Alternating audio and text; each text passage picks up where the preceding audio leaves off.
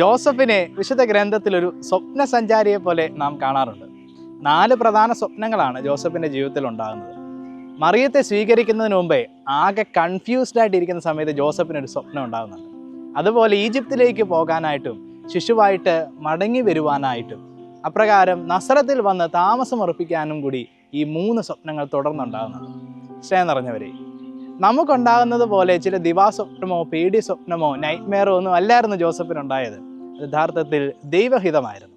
പക്ഷേ പരിശുദ്ധ ഫ്രാൻസിസ് പാപ്പ പറയുന്നത് പോലെ ഈ സ്വപ്നങ്ങളിലെല്ലാം ദൈവഹിതം തിരിച്ചറിഞ്ഞുകൊണ്ട് ജോസഫ് തൻ്റെ പ്ലാനും പദ്ധതിയും എല്ലാം മാറ്റുകയാണ്.